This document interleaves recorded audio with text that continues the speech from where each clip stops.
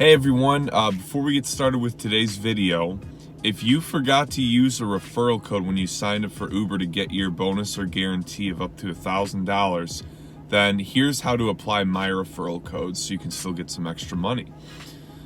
Here's the steps. So 1, open the Uber app. Next, click your photo or the 3 lines at the top corner. Click earnings. Click help or question mark. Click account and payment. Then referrals. And this step is really important. Click invited driver, report my missing or incorrect driver referral. And then click send a message. And for the invite code, use G4QA5UE. Friend's name, yours truly, Gregory Wave. GREGORYWAVE, like wave. The phone number is 815-847-0184. And the email is gregwave@yahoo.com.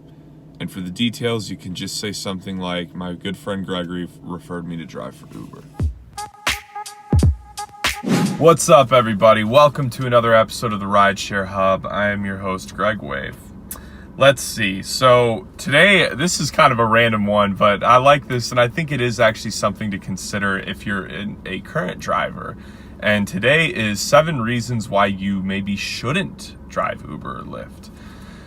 All right, so jumping right into it. Number 1 is, you're just happy with your career or your job. If you're happy and you're killing it, there's really no reason to do this. You could hypothetically do 2 or 3 rides a day, and at the end of the week, use all the extra money you make, put it in a mutual fund. You could do something really smart with it, but in general, if you're happy, don't change things up. There's no reason to. Number 2 is you're not a people person, and if you really just are like antisocial, just don't do this, because you'll never get tipped. You'll basically be driving to just make your basic ride fares, which is never really going to be all that much anyways. I will say though, if you want to grow as far as how social you are as a person, then give it a shot and really try. My roommate drives as well, and he's told me a few times before that he believes that he developed a lot of social skills from being a driver for so long.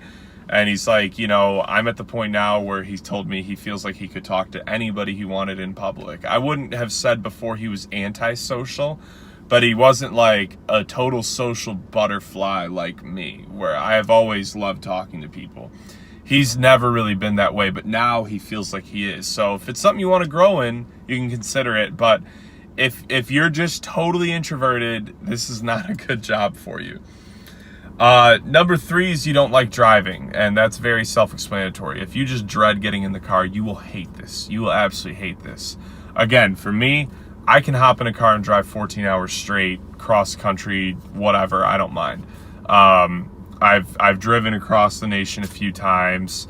I love driving. I always have. So again, it's another reason that it fits me very well. But if you don't like driving, you're gonna hate this. Like, go work literally any other job. Number 4, this is an interesting one. If you're the type of person where you need a boss and you really need someone setting that structure for your life as far as your hours and how you're gonna work, another good reason why you shouldn't be doing this. And I learned this the hard way. Like, you have to be very motivated, because it's gonna be so easy to think, oh, I'm not gonna drive today, I'll drive extra tomorrow.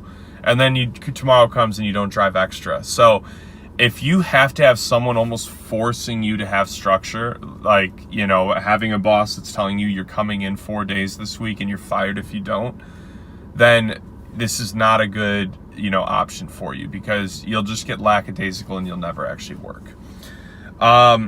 Number 5 is if you have a bad car. Obviously, you guys know, I think it varies by state, but I think most states in general are like, you have to have a 2005 or newer. But let's not just leave it at that. Don't just have a 2005 or newer. Make sure your car's in good shape.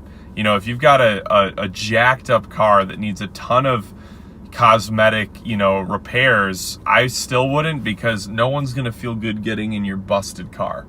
You know, if you're missing a headlight and you've got like a messed up, you know, bumper, it's just not a good look. You know, it's one thing if you have a small ding, but if you've got some serious cosmetic damage, or your car just doesn't fit the qualifications, again, just not a good fit.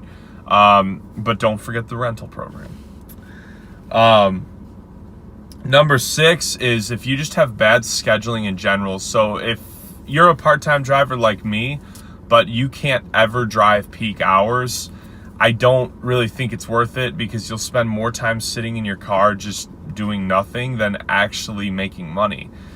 You know, the non-peak times I've found can be very, very deathly slow. So the only time I ever have driven non-peak times is if I was putting in like a 12 to 14 hour day, but that's different because I'm hitting the peak times as well as the non-peak times. But if you're gonna just drive non-peak hours, and what do I mean by that? Morning rush, afternoon rush for, you know, your Monday through Friday work days, and then Friday night and Saturday night. I've never really had good luck with Sundays. I know some people that do, but I haven't. So if you could only drive like Monday through Friday midday and then Sundays, I would say don't even waste your time. It's not for you. And then the last one, this is going to be kind of a rare scenario, but I have some friends that like, they get fatigued really easily from driving, and more than 1 or 2 hours of being in the car, and they like have to stop. So if you experience anything like that, or driving in general is just bad for you based on a condition you have, obviously that's probably self-explanatory that it's not for you, but just in general, like, you know, you do have to remain relatively alert. So if you're the type of person that zones out easily, you get tired easily, this is just, again, not a good fit for you. So there's my 7 tips, guys, or 7 tips, I'm sorry, y'all. There's my 7 reasons to not drive Uber and Lyft based on who you are. If you like the video, give it a thumbs up. I've got a lot more videos coming your way, guys, so be sure to subscribe so you're seeing it before anyone and getting these tips and all the info you can to make sure you're really crushing it out there. So have a great rest of your day, guys. I will see you soon.